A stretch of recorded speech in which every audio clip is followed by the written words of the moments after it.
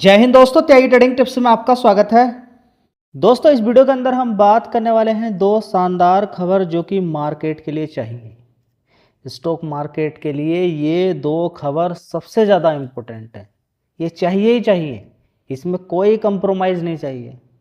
Stock market के अंदर ये दो खबर जो आज अच्छी न्यूज़ है, ये हमेशा बनी रहनी चाहिए। बढ़िया चलेगा मार्केट।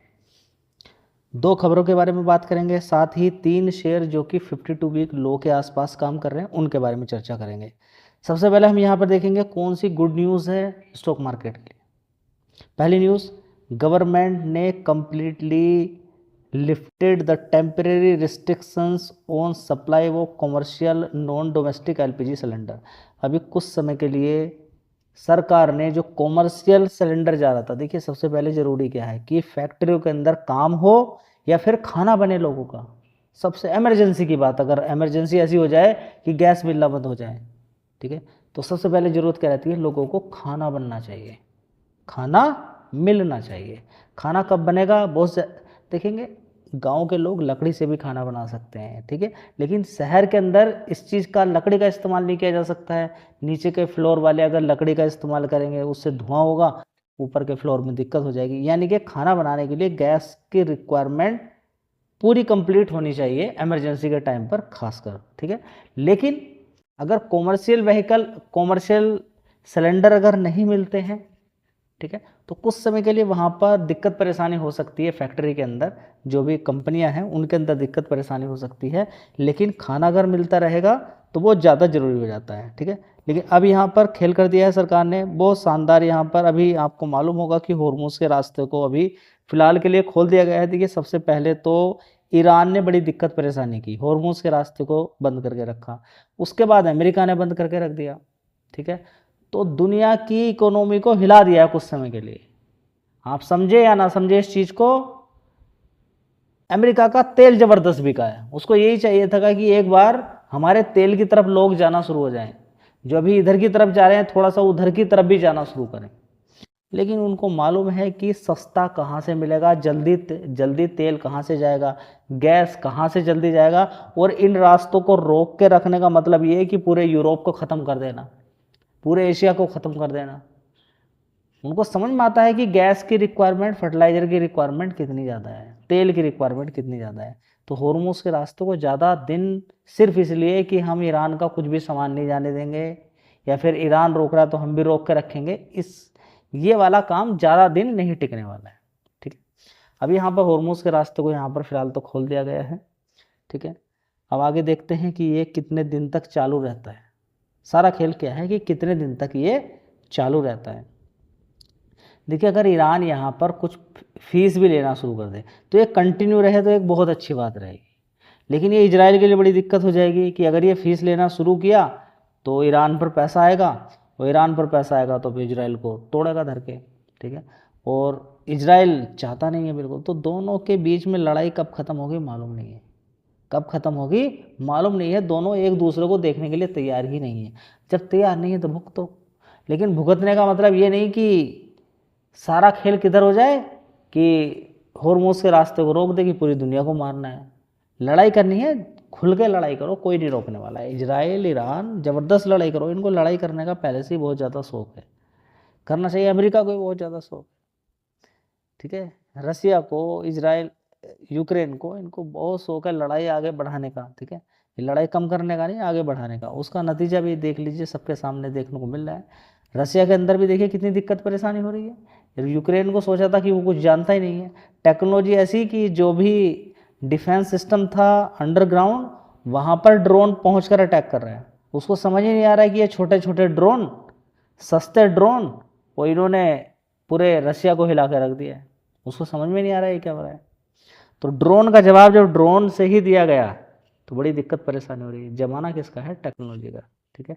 इजराइल क्यों जीत रहा है, यूक्रेन को यहाँ पर टक्कर दे रहा है, सारा खेल टेक्नोलॉजी का है, ठीक है।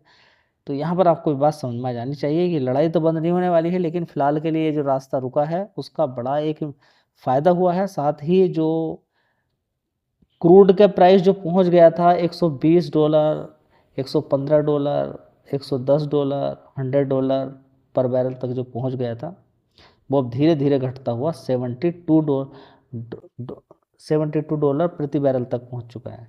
दिखाता हूँ आपको दोस्तों। अभी यहाँ पर आप देखेंगे 74 चल रहा है, यहाँ पर थोड़ा सा, यहाँ पर अभी देखिए ऐसा नहीं कि बिल्कुल गिरता ही चला जाएगा डॉल, यहाँ पर क्रूड की कोई वैल्यू ही नहीं रह जाएगी। देखिए एक जगह जाके रुक जाता है, एक तेज़ी में जाके ऊपर रुक जाएगा, फिर एक गिरावट में भी रुक जाएगा।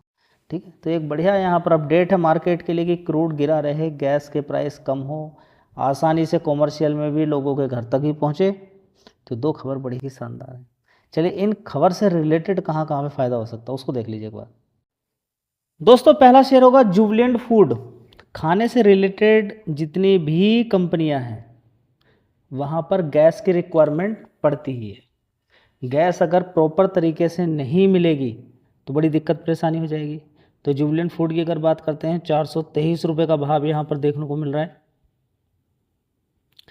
यहाँ पर आप देख सकते हैं बड़ी गिरावट इस शेयर के अंदर है। पिछले 6 महीने की अगर बात करते हैं तो देखिए 539 रुपये से या 52 वीक हाई 718 रुपये से लगातार इस शेयर के अंदर गिरावट होते होते 423 रुपये के आसपास पहुंच चुका है। तो पिछले 3 महीने में इसको भी ज़बरदस्त झटका लगा है कॉमर्शियल गैस सिलेंडर नहीं मिलने की वजह से। ठीक है, ऐसी कंपनियों को झटका लगता ही है जिनका खाने से रिलेटेड काम हो। तो चाहो तो इस शेयर पर भी आप फोकस कर सकते हो। दोस्तों अगली कंपनी होगी इटरनल। 255 रुपये का भाव यहाँ पर देखने को मिल रहा है। बड़ी गिरावट इसके अंदर है। कभी 40 रुपये के आसपास शेयर होता था। देखिए कितनी ज़बरदस्त तेज़ी बनी। नीचे की साइड से देखिए यहाँ पर आप देख सकते हैं 46 रुपीज़ से तेज़ी तेज़ी तेज़ी तेज़ी तेज़ी होते होते ये शेयर कहाँ पहुँच गया था 342 रुपये से भी ऊपर की साइड में 368 रुपये, और आज की डेट में 368 रुपये से 255 रुपये के आसपास है। तो बड़ी गिरावट इस शेयर के अंदर है। फिलहाल आप देखेंगे तो अच्छी खासी गिरावट यहाँ पर देखने को मिल रही है जी। क्या इस शेयर के अंदर भी तेज़ी देखिए दो तरीके से आप देख सकते हैं कि ऊपर से बड़ी गिरावट हो गई है, फंडामेंटल काफ़ी ठीक है, बिजनेस ठीक है। और ये भी देखिएगा कि कभी 46 रुपीज़ या फिर 40 रुपये के अकॉर्डिंग तो कैलकुलेशन मत कीजिएगा। आप इसका IPO 76 रुपीज़ या 70 रुपीज़ के आसपास से अगर कैलकुलेशन करते हैं तो मुझे लगता है कि सही भाव है। लेकिन छोटी मोटी कंपनी नहीं है। मार्केट कैप 2.33 लाख करोड़ का मार्केट कैप है। तो बड़ी कंपनी है, छोटी मोटी कंपनी नहीं है। जोमेटो का, इटरनल का नाम कौन नहीं जानता है, मोस्ट पॉपुलर है। इतने सारे होटल्स रेस्टोरेंट इस कंपनी से जुड़े हुए हैं जो खाना सर्व आपको करते हैं, डिलीवरी करते हैं आपके घर तक। तो इस तरह की दिक्कत होती है तो इन कंपनियों को भी नुकसान देखने को मिलता है। दोस्तों अगली कंपनी होगी स्विगी लिमिटेड। 240 रुपये का भाव है। इस शेयर की अगर बात करते हैं ये तो लगातार गिरावट में ही चल रहा है। इसका तो अलग ही हिसाब है। फिलहाल देखिए कुछ तो असर पड़ता है। अब देखते हैं कि ये जो न्यूज़ निकल कर यहाँ पर आ रही है इसका कितना असर आने वाले टाइम में पड़ेगा। दोस्तों अगला शेयर होगा गेल इंडिया। आने वाले टाइम में क्या अपना जो हाई बनाया था इसने 195 रुपये 200 रुपये के आसपास, क्या वो तोड़ पाएगा? देखते हैं आगे क्या होता है। ज़बरदस्त इस शेयर के अंदर भी तेज़ी बनी थी नीचे की साइड से, ऊपर की साइड में अच्छा खासा ऊपर गया। उसके बाद देखिए गिरावट है। अगर गैस की प्रॉपर तरीके से सप्लाई होती रहती है तो इस कंपनी को अच्छा फ़ायदा आने वाले टाइम में देखने को मिल सकता है।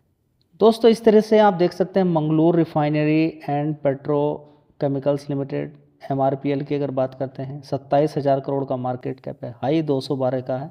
अभी 153 रुपये के आसपास आपको देखने को मिल रहा है। तो देखते हैं इस शेयर के अंदर किस तरीके की परफॉर्मेंस आने वाले टाइम में देखने को मिलती है।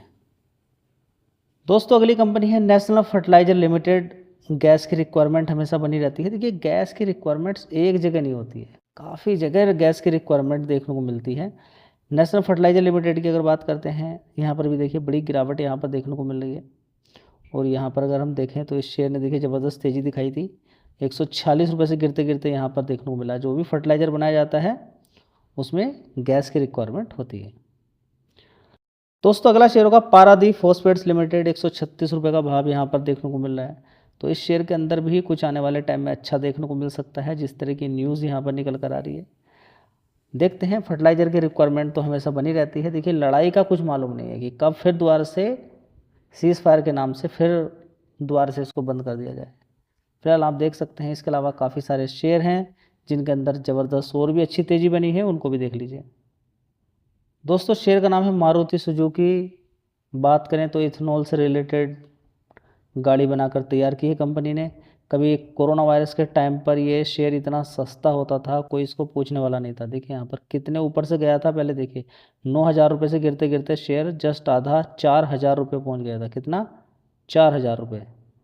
अब देखिए मजबूत कंपनी में आप बिलीव नहीं करेंगे तो किस पे पड़े करेंगे। ठीक है, जब भी कभी दिक्कतें परेशानी आए और अच्छी कंपनियों में गिरावट हो तो फिर ऐसी ही कंपनियां पैसा आपको बना के देती हैं।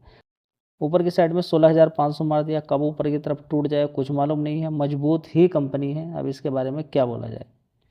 तो कुछ शेयर्स थे, इन पर आप ध्यान लगा सकते हैं। नेक्स्ट वीडियो में फिर बात करेंगे।